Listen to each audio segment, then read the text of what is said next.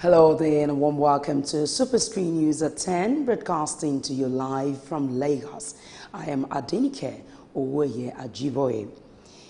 Two senior lawyers, Femi Falana and Itse Sage, have commended Senator Shehu Sani for revealing that each senator of the Federal Republic of Nigeria receives 13.5 million naira monthly as running cost, apart from the 700,000 naira consolidated salary and allowances paid to each of them.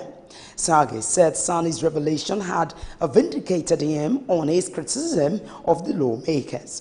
Sage said he has always said the senators earn too much, adding that the figure disclosed by Sani does not include constituency allowances. Falana said apart from the monthly package of 13.5 million naira, each senator is given the opportunity to execute constituency projects to the tune of 200 million naira per annum. However, the disclosure made by Senator Sani does not cover the allowances for cars, housing, wardrobe, and furniture running to several millions of naira approved for each senator. And our Plateau State Police Command has confirmed the arrest of a herdsman with an AK-47 rifle in Boko's local government area. The command spokesman Tana Tiopev, who disclosed this, gave the rifle serial number as HC2614. Tiopev said the herdsman Mohamedou Bimini was arrested by riot policemen on March 8 at Dafo. He said the suspect has been transferred from Bokus to the State Criminal Investigation and Intelligence Department in Jos and is being interrogated. He also said the command had deployed more personnel in the areas to restore peace and orderliness. Kogi State House of Assembly was thrown into confusion on Sunday as the state governor Yahaya Bello ordered the dissolution of his cabinet. Sources close to the state executive committee meeting held on Sunday said the governor had ordered all commissioners and all the 21 local government administrators to hand over keys to their official cars to the secretary to the state government for Lashade Ayoade. The governor was said to be furious with his cabinet members whom he accused of leaking the information about the arms importation. However, just 10 minutes after the pronouncement, the governor reversed his order, demanding better performance and better relationship with the state government. The Director General Media and Publicity to the governor, Kingsley Fanwo, confirmed that the governor had reversed his order of dissolution. The Independent and National Electoral Commission, INEC, has been asked to conduct a free and fair election in 2019. A member of the House of Representatives representing Ajeromi Ifelodo Federal Constituency, Rita Oji, gave the advice at a forum to empower members of our constituency in Lagos. A member of the House of Representatives representing Ajeromi Ifelodo Federal Constituency, Rita Oji, is worried about the 2019 general elections. According to her, elections done in the past have been ridden with manipulation of results. Owing to this, she advised the electoral umpire, the Independent National Electoral Commission, INEC, to conduct a credible polls ahead of the 2019 general elections, urging Nigerians to equally defend their votes. This election, see, three things must happen. Nigerians must take their destiny in their hand. Get your voter's card. Be ready to go and vote and stand to defend your vote. And INEC should endeavor to announce the result of people as it is. Make sure that they count the votes of people, not writing result of another person. We saw in different elections where it happened. The results will come differently and they'll go to tribunal. Nigerians are not ready for that again. We've taken a lot. INEC should be independent as they are. they were only fighting National Assembly members for staggering of the election. They forgot that the original custodians of electoral act is the House of the Masses. That's the National Assembly. They wrote the electoral act, and the power to amend it rests with us.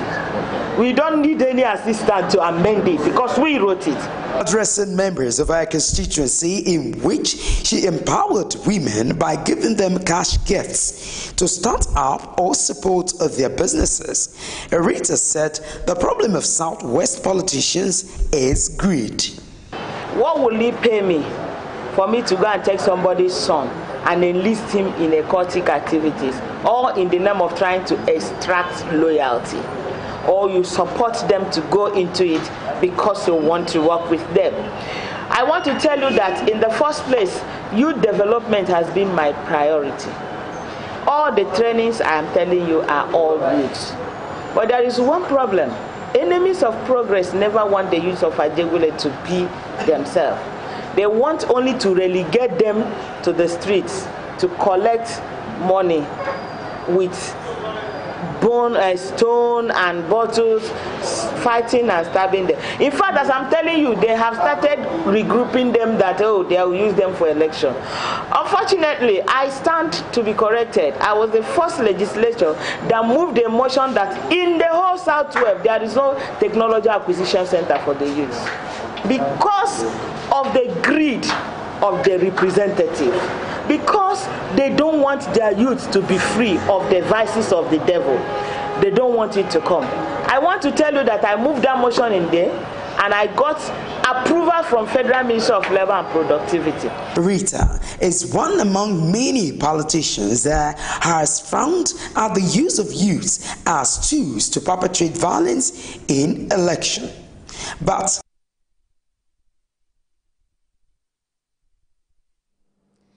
the resident electoral commissioner in Imo State, Francis Ezeonu, says the Independent National Electoral Commission, INEC, would not use incident form in 2019 elections, maintaining that the card reader will be effectively utilized. Ezeonu disclosed this at a town hall meeting sensitization campaign of the Commission on continuous voter registration in Egbema and Uguta local government area of Imo State. He said the Commission is upgrading the card reader machine to make it more functional and effective during elections.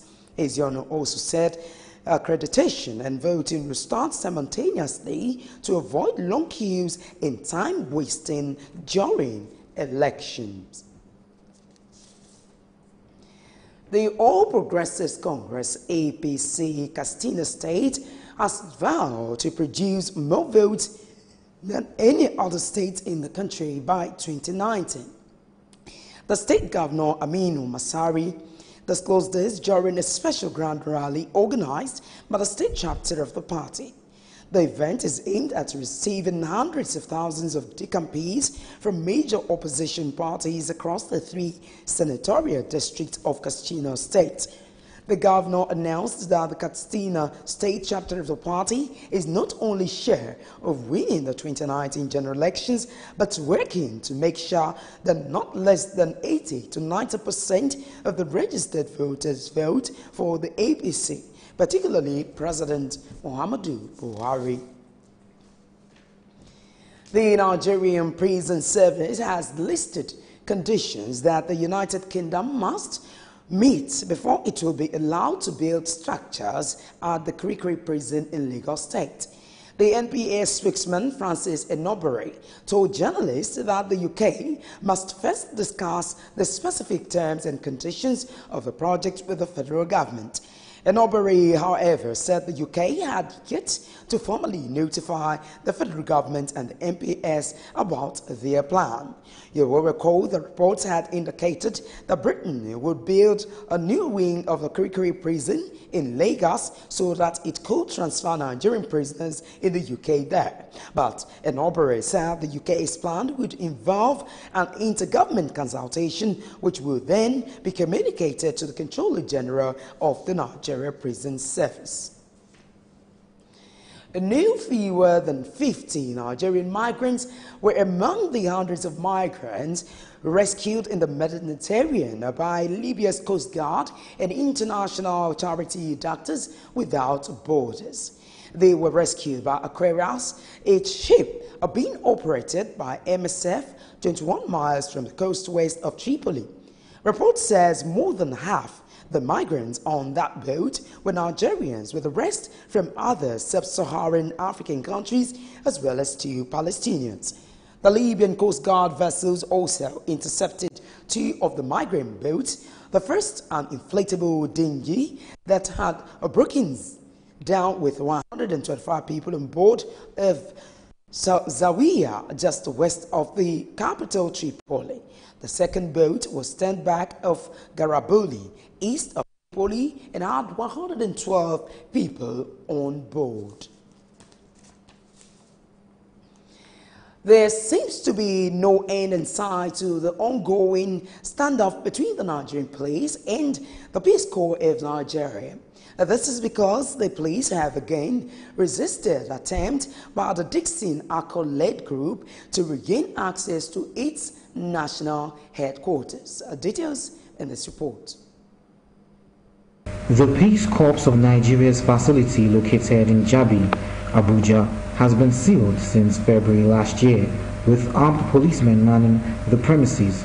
The situation has continued despite several court orders for the police to allow access, as the Nigeria police have repeatedly failed to obey court orders to unseal the facility.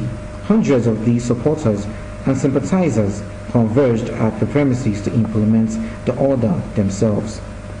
Dixon Accord, who finally gained access to his office, said the site is far from pleasing. So we got this on the 20th, and we went back to the House of Rep about 3 days ago, and the House of Rep still advised them to go and comply with this earlier order that they should vacate here. Yesterday we are before the Federal High Court over the matter they took me to. For a year now you allege a crime against me, but you've not come out to open your prosecution. They were not even in court. So it's on that note we decided we are not against the police being here. In fact, we need security here, but they should allow us to have access to our office. Shortly after Akko and his supporters gained access to the Peace Corps national headquarters, armed police reinforcements arrived at the facility in badges. I will advise you to disperse peacefully. If you know police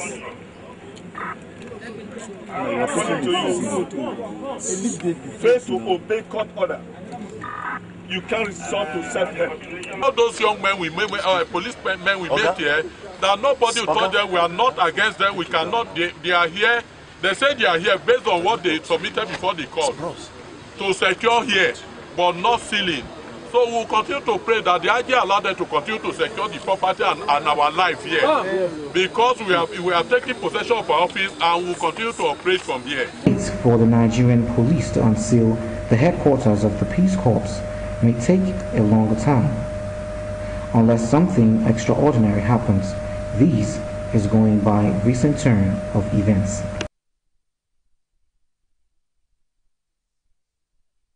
To the President of Niger Delta and Coordinative Presidential Amnesty Program, Brigadier General Paul Burrow says the federal government has offered employment to 350 Niger Delta former agitators who graduated from various tertiary institutions across the world.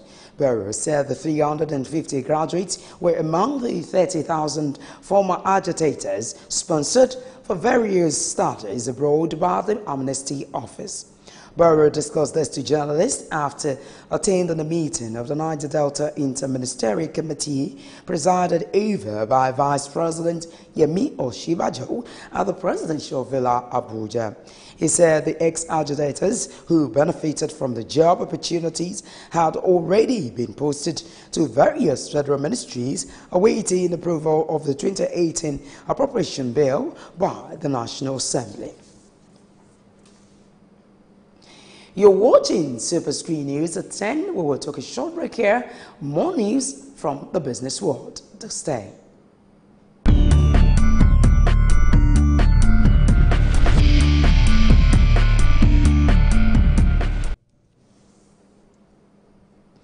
Welcome back.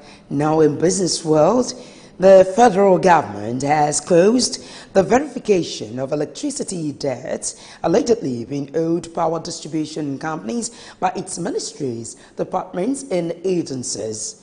Report says government had also sent letters to power distribution companies informing them about the closure of the exercise.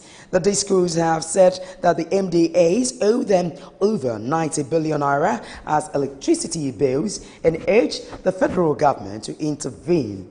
In September last year, the Minister of Power, Works and Housing, Babatunde Raji Fashola, said the federal government, through the verification, could only establish 27 billion naira from the claims of over 90 billion naira submitted by the discos as the MDA's electricity debts.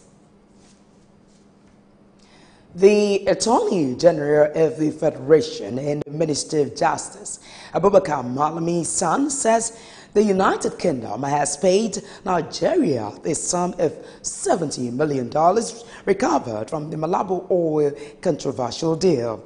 The $70 million leaves an outstanding of $50 million of the $85 million which the AGF announced in October last year as the amount being expected to be recovered from the UK in respect of the oil deal. Regarded as one of the most complicated and controversial oil deals in the world, the Malabo oil scandal surrounds the sale of Nigeria's highly lucrative oil processing license 245.